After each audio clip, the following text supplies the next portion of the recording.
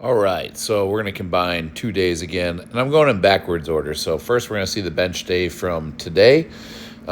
This was after a rest day that was just so needed. Let me tell you, I did my last heavy deadlift day, and I have never felt CNS illness like that. I mean, I was just so freaking tired. You're going to see that day in here. Some things went fine, and some things didn't go as planned. And I'm just at that point where I can see why my coach programmed the way we did because, man, I was just knocking everything out of the park as far as squat and deadlift this whole prep. Never been stronger, all-time PRs. We do rep PRs more than anything, but we got single PRs on deadlifts, two of them actually, 720 and then 730. I mean, my previous best single was 705, so just feeling stronger than ever. I even feel, and I've had this compliment a few times, I feel leaner than I was going into strongman in March where I weighed like 350. And my body weight's at like 345 right now. So physically, I feel really good. I've put on a lot of muscle. You can tell I have a little bit of trouble expressing it in the bench press.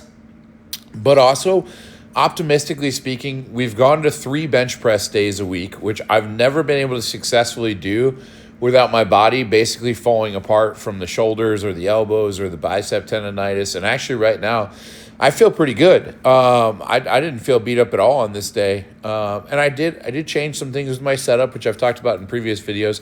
There's a Wild David appears in the background. He's like a 485 bench presser. Natty, insane. But yeah, so you see how the way I've been setting up on bench where I'm like kind of, pushing my head through and then sliding back so that my feet can be planted. I'm getting more arch. And just because of some information that I've been researching, I've been watching the coach Thomas Lilly a lot. He coaches like Colton Ettenbrook and Theo Maddox, and so a lot of like really, really big lifters. And so I've been watching some of his stuff on core bracing and on bench and just kind of like trying to absorb some of that information slowly. And I feel like I've made improvements, but I haven't really hit any like bench PRs per se. But also with us doing 3 days a week of bench, it's really going to come down to what the deload does for us, right? Like if the deload does what it's supposed to do, the taper does what it's supposed to do, I should have a really big rebound on bench. So if my bench is about where it was, the last time I tested it, like 440 or so, there's Larry showing off the momentum wraps that we're using. So if my bench was at like 440 and then we hit the deload, maybe there's a 450 in there. I would be happy with, to be honest, with a meet PR. And that's always so hard to admit, but like, the truth is, at this level, all I need to do is PR every time I compete. I compete often, so my last meet PR on bench is still like 435. So if I was above that, I'd be thrilled. I'd like to hit 450 and start working my way up towards 500. So we'll see. Larry worked his way up to 100 kgs plus orange bands on this day, which is actually really big for him. He just recently hit 112 kgs, so to do 100 plus orange bands on a random day, kind of unplanned, is big for Larry. Larry's come such a long way. He actually just worked up to like 440 on deadlift the other day, just unplanned. Like he was definitely capable of hitting a single. He felt good. We went in and we deadlifted. He just competed in April with the team and just had just an outstanding meet. Went like 8 for 9, hitting all his lifts. So he jumped in on bench today.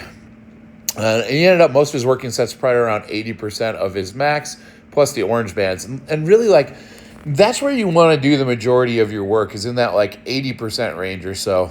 So my goal on this day was, it ended up being to work up to 413 plus orange bands.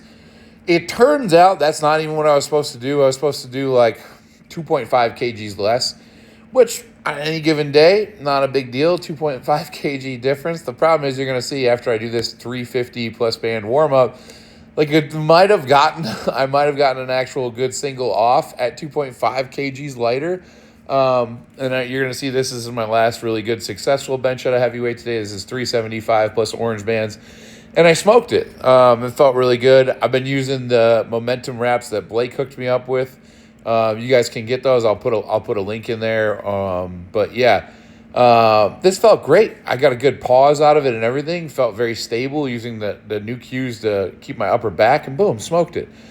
Tried what I thought I was supposed to do, which was 413. Got a good pause.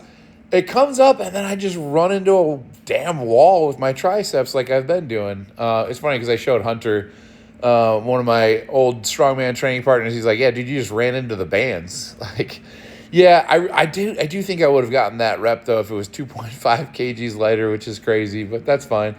So I hit the back down, still have the orange bands on there, did, what is that, like 345 for 2 sets of 4.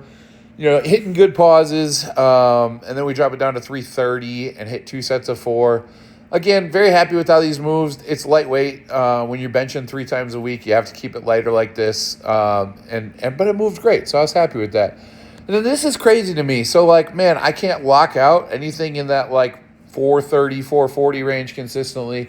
But here I am doing 305-pound SSB JM presses. I did 2 sets of 8 with this. Like, I don't feel like my triceps are weak, and my chest isn't weak. Somebody else was asking me about, like, oh, maybe you should just work on your off-the-chest strength. Well, I Larson pressed like 430 way back during strongman prep. My Larson press is probably dang as good as my bench press. So either way, just got to keep getting stronger. So this is one of my favorite accessories for any pressing, is just really good reverse pec deck. You really can build that scapula strength, the rear delt strength, everything you need to squeeze and be stable on that bench. So I was only using like 150 pounds here, did 3 sets of 12. This is my last set. Felt really good.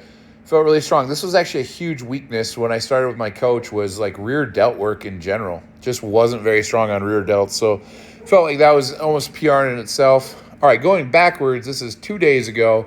My last heavy deadlift session. I felt good in warm-ups, man. I was smoking some weights, just seeing how fast I could move them.